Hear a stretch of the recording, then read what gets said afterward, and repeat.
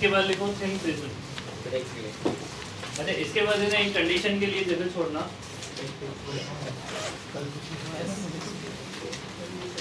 एक पेज एक साइड का सिंगल पेज छोड़ दो। हाँ नहीं, मैं इसको थोड़ा सा देखना पड़ेगा, इसमें मेरे को गड़बड़ लग रहा है, पता नहीं क्या हो रहा है। ये है टॉपिक बहुत अच्छा है, इसमें एडवांस में क्वेश्चन आया हुआ है, वो फॉर्मूले पे क्वेश्चन पूछा है बट उसका प्रोसेस समझाना है पहले। एक पेज छोड़ना है एक साइड का बस। इसके बाद लिखना थिन प्रिज्म।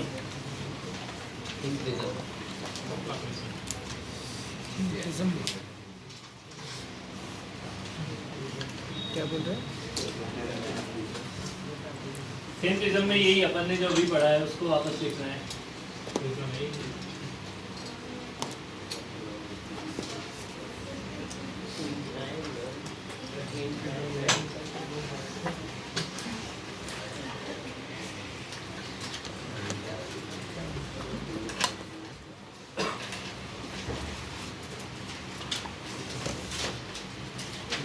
सर इसमें बहुत कुछ नेग्लेक्ट करना है, इसमें बस एंगल को स्मॉल कंसीडर करना है, इसमें भी काटना है।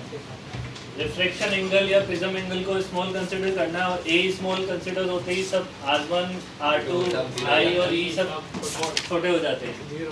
तो स्नेल्स लॉ अप्लाई करो पहली वाली सरफेस पे, तो 1 into sine i equal to हो जाएगा n इंटू साइन, या इसको ऐसा करना है, साइन को कर देते हैं, इसको n1 n2 और n1 कंसीडर कर लेना, ठीक है ना, n1 n2 और n1।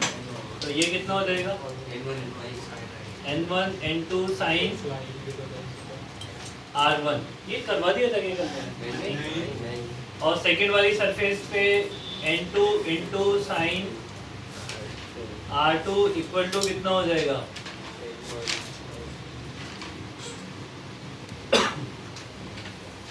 ठीक है, ये समझ आ रही बात है।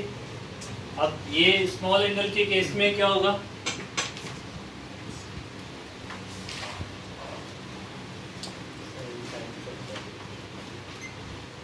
n1 into I equal to कितना हो जाएगा, n2 into R1, and n1 into E equal to हो जाएगा हमारे पास n2 इंटू R2, ठीक है, समझ आ गई बात है। अब इसकी वैल्यू I और E की वैल्यू निकाल के, I और E की वैल्यू कितनी डेविएशन के फॉर्मूले में पुट कर दो, del equal to I plus E minus A होगा। तो डेल इक्वल टू I की वैल्यू कितनी हो जाएगी, n2 by n1 into R1 और n2 by n1 into R2 minus A। तो ये हो जाएगा n2 बाई n1, ये तो बाहर हो गया, R1 plus R2 minus A, R1 plus R2 को भी A लिख ले और A को कॉमन ले लें, तो डेल इक्वल टू कितना हो गया, n2 by n1 minus 1 into A। n2 इसको और समझदारी से लिखेंगे तो क्या लिखेंगे, n2 को क्या लिखेंगे, रिफ्लेक्टिव इंडेक्स ऑफ प्रिज्म और reflective index by surrounding minus 1 into जो वहाँ पे फॉर्मूला यूज किया था, ये फॉर्मूला बन गया, ठीक है।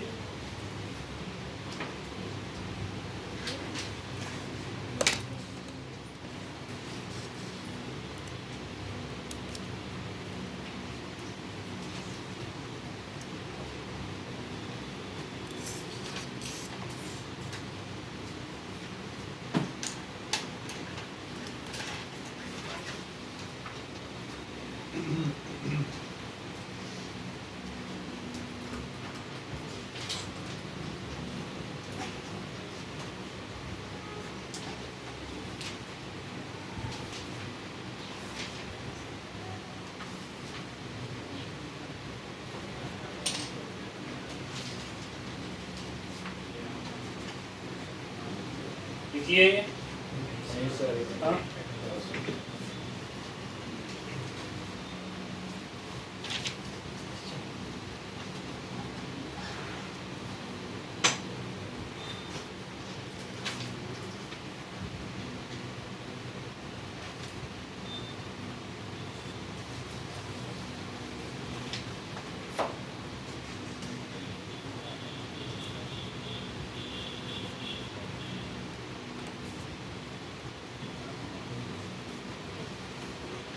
आपको find the shift of object निकालना है।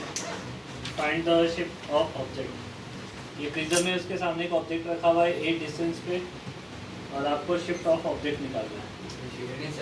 ठीक है, अभी देखो शिफ्ट कैसे होगा इसमें। मान लो एक रे ऐसे जा रही है ना, थिन प्रिज्म है, तो दो अलग अलग सरफेस पे रिफ्लेक्शन नहीं करवा रहा हूँ, सिर्फ एक ही रिफ्लेक्शन कंसिडर कर रहा हूँ। आई बात समझ में? भाई ये वाला रिफ्लेक्शन वैसे तो पहली वाली सरफेस पे भी होता है, फिर दूसरी पे फिर होएगा, तो मैं दोनों का मिला के एक ही मान लेता हूँ। रे जो ऐसे जाएगी वो थोड़ा सा डिविएट तो होगी ऐसे, और एक रे मान लो ऐसे जा रही है यहाँ पे, वो भी ऐसे डिविएट होगी। अगर इसको पीछे बढ़ा के देखोगे तो ये यहाँ से कहीं से आ रही है, और इसको पीछे बढ़ा के देखोगे तो ये, तो ऑब्जर्वर अगर यहाँ पर है तो उसको इमेज यहाँ पे दिखाई दे रही है। समझ रही बात ये? तो ये जो यहाँ से यहाँ तक का जो शिफ्ट है ये अपने को कैलकुलेट करना था। आ गई बात समझ में? ठीक है,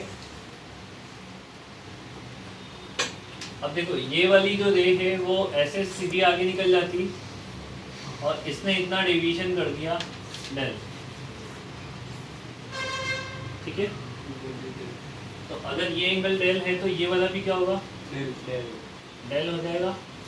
यहाँ से यहाँ तक की दूरी ए है, ये अपने को कैलकुलेट करना है, ये एंगल पता लग गया, ये राइट एंगल ट्राइंगल बन जाएगा। तो 10 डेल इक्वल टू कितना हो जाएगा? शिफ्ट को एस कॉल लो डिवाइडेड बाई ए, तो S equal to A into क्या हो जाएगा? स्मॉल एंगल तो यही सही है ना, तो को भी डेल डाल देंगे। 10 डेल इक्वल टू डेल हो जाएगा, और डेल की वैल्यू क्या हो जाएगी? म्यू माइनस 1 इंटू ए के बराबर। ठीक है, तो शिफ्ट इक्वल टू कितना हो जाएगा यहाँ से हमारे पास? Small A into capital A mu minus 1। ठीक है,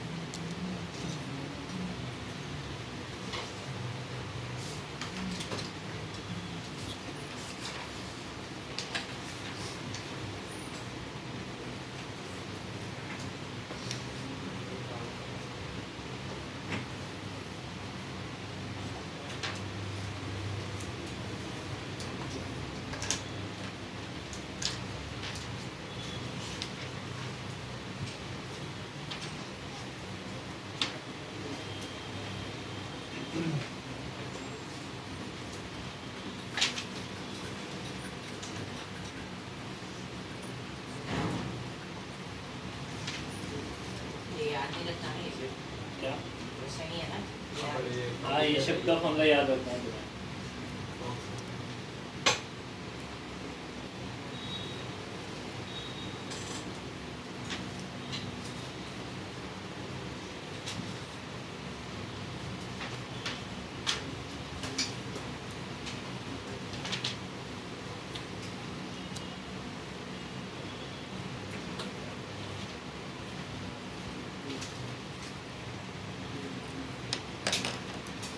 ये समझ आ गया?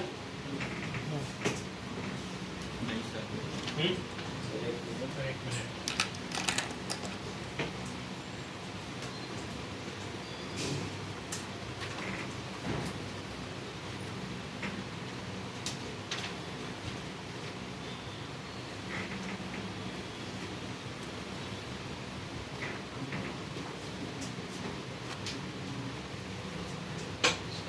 हाँ, मतलब maximum deviation minimum deviation same ही आता है, एक ही डिविएशन एक ही डिवीजन है। ये डिस्टेंस जो है वो जहाँ से रिफ्रैक्ट हुई वहाँ से उधर तक वो भाई इन दोनों के बीच में ज़्यादा डिफरेंस तो है नहीं, बहुत पास में है, तो चाहे इस वाली सरफेस से ले लो, इससे ले लो, सेंटर से ले लो, एक ही बात है। अब मैंने वो एक पेज छुड़वाया था ना, उसमें लिखना है वो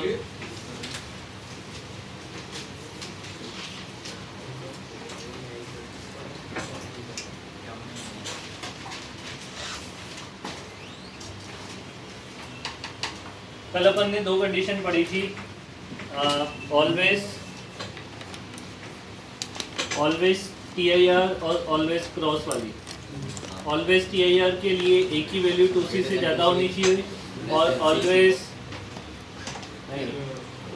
ऑलवेज TIR के लिए ग्रेटर देन 2C और ऑलवेज क्रॉस के लिए लेस देन C होना चाहिए। समझ आ गई बात ये? अब मान लो जो आपका एंगल है वो C से तो ज़्यादा है बट 2C से कम है। अब क्या होगा, C से ज़्यादा और 2C से कम वाले एंगल के लिए क्या होगा उसको समझते हैं थोड़ा। तो इसमें देखो पहले 2 डायग्राम बनाना है ऐसा।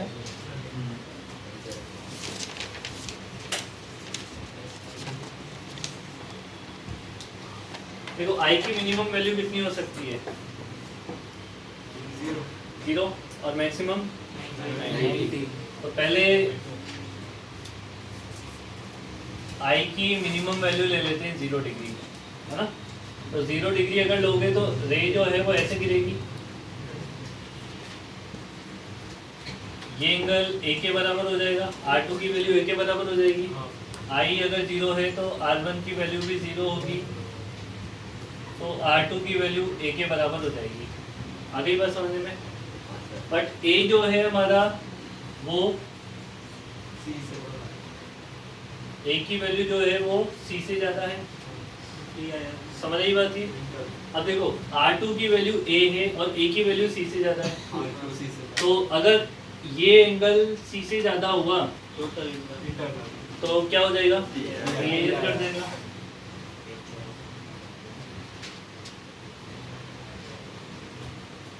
इस वाले केस में अपन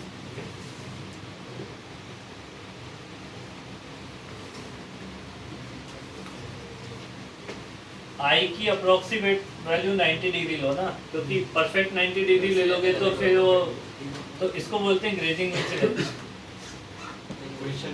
इसको क्या बोलते हैं? ये नॉर्मल इंसिडेंस होता है, ये कौन सा होता है? Grazing incidence. अगर नहीं याद रहता तो लिख लेना भैया ना। इसको क्या बोलते हैं? Normal incidence. इसको बोलते हैं ग्रेजिंग इंसिडेंस। अगर I की वैल्यू 90 डिग्री है तो R1 की वैल्यू C के बराबर होगी, क्रिटिकल एंगल के बराबर होगा ना। R1 अगर C के बराबर है तो R2 की वैल्यू A माइनस C के बराबर होगी कि नहीं होगी? बट A की वैल्यू जो है वो लेस देन 2C के बराबर है। अब A minus C less than C हो जाएगा, है ना।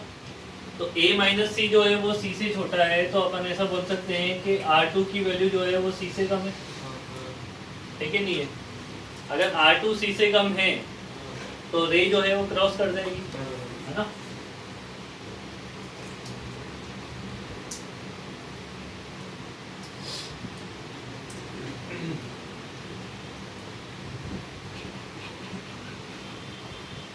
समझ आ गई बात ये?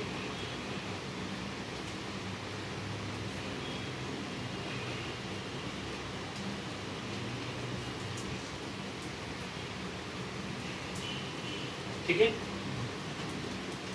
बट अगर मान लो कि I की जो वैल्यू है वो 0 भी नहीं है और 90 भी नहीं है, तो फिर हमने I की वैल्यू को 0 से बढ़ाते बढ़ाते 90 तक ले जा रहे हैं, ऐसा मानो। I की वैल्यू को क्या कर रहे हैं हम? 0 से बढ़ाते बढ़ाते 90 तक लेके जा रहे हैं। अब देखो I की वैल्यू जैसे जैसे बढ़ेगी बाहर जाने की पॉसिबिलिटी बढ़ती जाएगी। 0 पे TIR कट जाएगी, 90 डिग्री पे बाहर निकल जाएगी। तो I की वैल्यू को जैसे जैसे आप इंक्रीज करते जाओगे वैसे वैसे R1 की वैल्यू बढ़ेगी। R1 की वैल्यू बढ़ेगी तो R2 की वैल्यू क्या हो जाएगी? कम हो जाएगी। और R2 की वैल्यू कम होगी तो बाहर जाने की पॉसिबिलिटी बढ़ती जाएगी। ऐसा ही होगा ना? तो कोई एक एंगल तो होगा ना जिसपे रे बाहर निकलना स्टार्ट होगी। 0 से बढ़ाते गए बढ़ाते गए बढ़ाते गए बढ़ाते गए, कोई एक एंगल तो होगा जिसके बाद रे बाहर निकलना स्टार्ट हो जाएगी और जिससे पहले रे अंदर TIR करती रहेगी। समझ गई बात को? तो वो एंगल हमें निकालना होगा। समझ आई बात की। अब उस एंगल के लिए ना तो वो फॉर्मूला होता है 1 इंटू साइन, मतलब 1 मतलब सराउंडिंग का reflective index into sine i equal to prism का reflective index multiply sine A minus C, multiply sine A minus C, वो फॉर्मूला होता है। हाँ समझ आई बात की। की बट इसको एक बार समझ लेते हैं, देखो कैसे।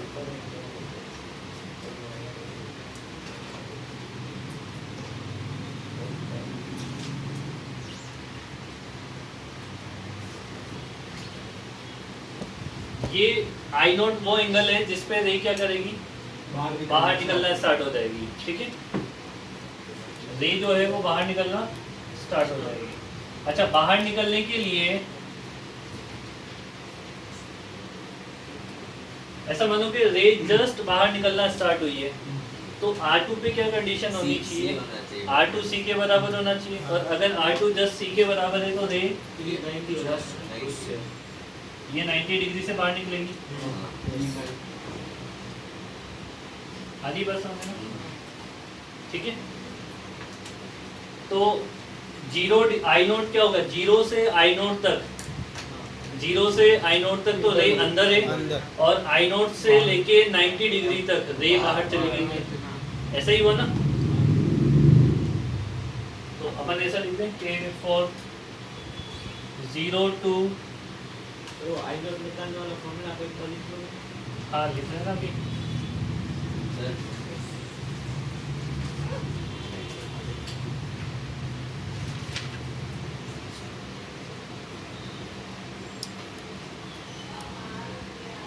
समझ आई बात की। अब एक जगह इक्वलिटी होल्ड करवानी, कहाँ पे होगी, आई नॉट पे इंटरनल पे। सही है। दोनों जगह के तो आई नोट पे DI थोड़ी होगा, DIR नहीं होगा, आई नॉट पे क्रिटिकल होगा, तो उसके 90 दूसरे पे आ होगा जाएगा। इक्वलिटी, दूसरे पे होगी दूसरे पे ना? होगी, नहीं दूसरे पे होगी। वो सही। सर वो आई पहले वाले 0 पे पे होगी, कुछ 0 नहीं वाले होगा। पे, रुको एक सेकंड। वो क्रिटिकल पे बाहर जाएगी ना। जीरो वाले पे हाँ होगी 0 पे होगी। हाँ और एक हाँ एक नीचे होगी। अरे मतलब वो वही आई नोट अगर मान लो कि क्रिटिकल एंगल के बराबर हुआ तो बाहर तो बाहर जाएगी।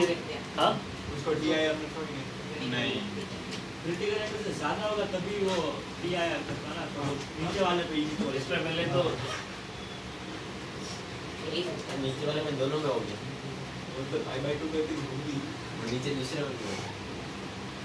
नीचे वाले में किसने इक्वलिटी होल्ड करेगी, दोनों में होगी। I/2 में भी बाहर हो जाएगी। आई बाई 2 में तो बाहर जाएगी ही जाएगी। उससे पहले इधर I नॉट पे उधर भी होगी, आई आई नोट नोट पे भी जाएगी। जस्ट जाएगी। और इसका जो फार्मूला है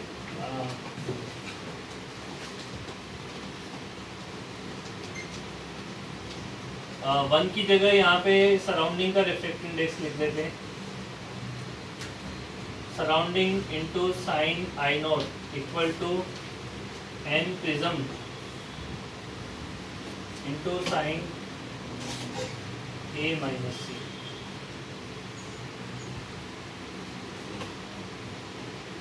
ये फॉर्मूला काम का है।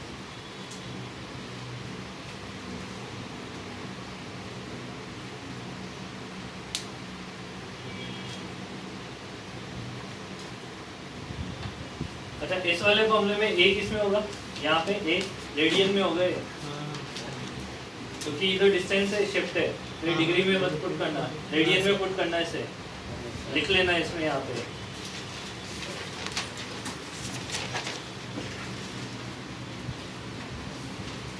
तो फिर तो पहले भी रेडियन यूज नहीं करना चाहिए। क्या कहाँ पे इक्वेशन किया था पहले। अब उसको कट रहा था, साइन वैसे नीचे भी साइन था, भाई मैंने टिकट साइन पूरा। इसमें ध्यान रखना शिफ्ट में भाई, ये डिस्टेंस है ना शिफ्ट, तो रेडियन भी है।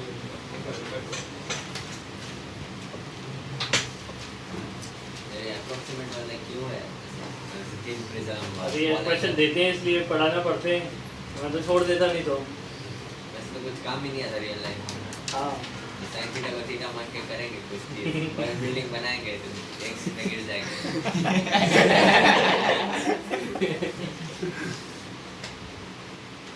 ऐसे मैकेनिकल इंजीनियर ऐसे काम नहीं करते, साइन थीटा को थीटा मान लो, उनके लिए नहीं चलता है ऐसा। अपने लिए तो चल जाता है।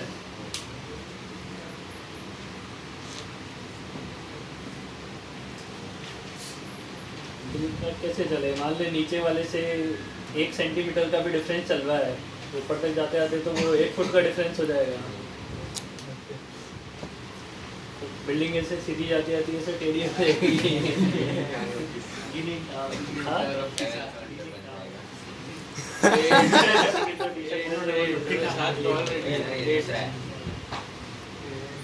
फिर बीच में उनको ऐसा सीधा रखने के लिए बीच में ऐसा रास्ता बनाना पड़ेगा। तो अभी ये देख के पूरा बिल्डिंग बन रहा है। ये देख के मॉडर्न रास्ते का था।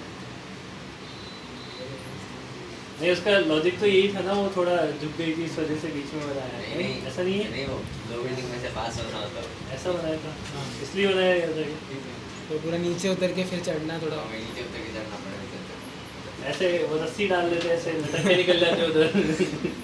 सब मोटे मोटे बिजनेसमैन होते हो। मैकेनिकल हाँ,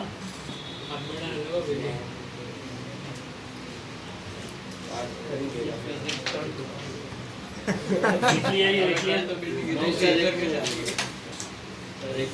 इसका है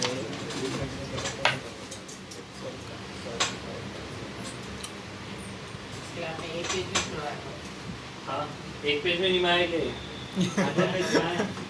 हाँ, तेरे तो अपने हिसाब से छोड़ा करना, तो बहुत छोटा छोटा लिखता है पास पास। चिन्मय के तो एक पेज में माई क्या होगा आराम से। नहीं, मेरा कल का भी बाकी है, केस होना केस। मुझे लगा कल आपने डिस्कशन ही करवाया, इसलिए मैंने फिजिक्स का पूछा ही नहीं किसी से। इसके बाद नेक्स्ट लिखना है डिस्पर्जन। सर 1 मिनट ये सर 1 मिनट रुक सकते हो आप? हाँ हाँ, रुका हुआ है। तो अभी ये छोटा टॉपिक है, ये छोटा हाँ, टॉपिक।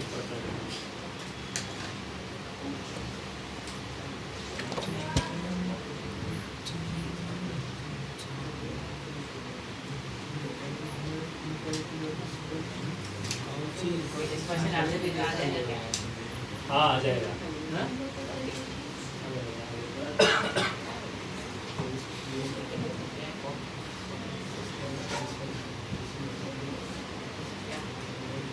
ये पावर में ही है ना वो? हाँ ये पावर में है ना? हाँ।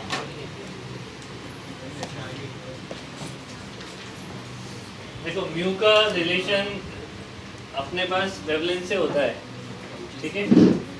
कोई पर्टिकुलर जो ऑब्जेक्ट है वो अलग अलग वेवलेंथ के लिए अलग अलग रिफ्रैक्टिव इंडेक्स ऑफर करता है। अब ज़्यादा डिफरेंस नहीं आता है, जैसे कि मान लो रेड कलर और वायलेट कलर में किसका रिफ्रैक्टिव इंडेक्स ज़्यादा होगा? रेड की वेवलेंथ ज़्यादा होती है वायलेट से, तो रिफ्रैक्टिव इंडेक्स ऑफ रेड कम हो जाएगा, वायलेट का ज़्यादा हो जाएगा। जैसे मान लो कि इसका जो रिफ्रैक्टिव इंडेक्स है वो 3.2243 है। किसका? इसका वायलेट का 3.2243 है। तो इसमें जो होगा ना वो 3.2242 हो सकता है या 40 हो सकता है, मतलब डेसिमल के 3 या 4 प्लेस पे डिफरेंस आता है। पर उसको नेग्लेक्ट नहीं करना होता है यहाँ पे। जब इसके डिस्पर्जन के क्वेश्चन करोगे तो रिफ्रैक्टिव इंडेक्स तुम्हें हमेशा डेसिमल के 3 प्लेस या 4 प्लेस तक ही देके रखेगा वो। तो ऐसा नहीं है कि नेग्लेक्ट कर दो पीछे वाले 2 को, 4 तक ही लेके सोल्व करना। वो जितने देना तुम्हें उतने ही लेके सोल्व करने पड़ते हैं इसमें, वरना फिर है ना डिफरेंस वो पता लगेगा नहीं इतना ज़्यादा। क्योंकि इस रिफ्रैक्टिव इंडेक्स चेंज होने की वजह से क्या होता है कि अगर मान लो प्रिज्म पे आप वाइट लाइट को इंसिडेंट करवाओ,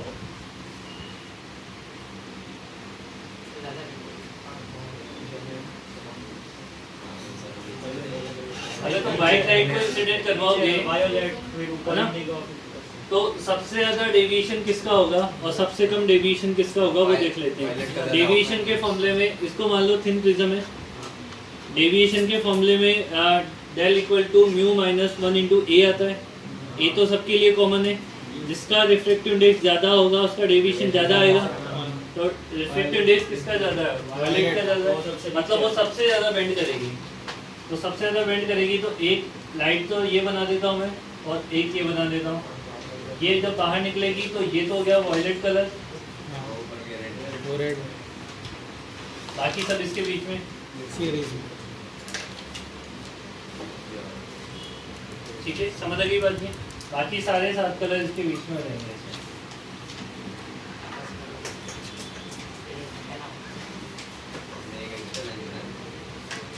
आगे बस समझ में। तो अब ये जो कलर्स हैं वो अपने इसको बोलते, इसको वैसे तो क्या बोलते हैं, स्कैटरिंग बोलते हैं।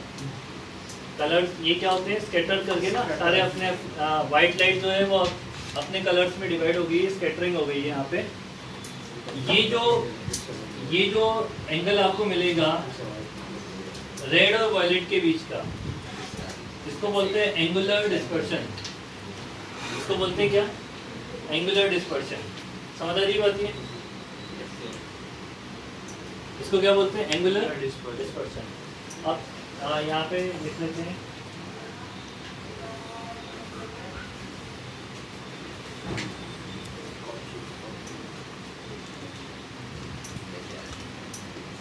अब एंगुलर डिस्पर्शन कैसे निकालेंगे।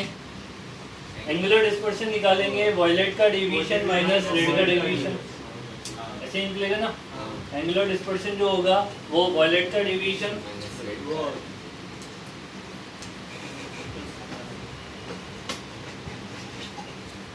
इसका फॉर्मूला हो जाएगा एंगुलर डिस्पर्शन का। आ रही बात समझ में, इसको नोट कर लो फटाफट से, ये फॉर्मूला याद रखना है।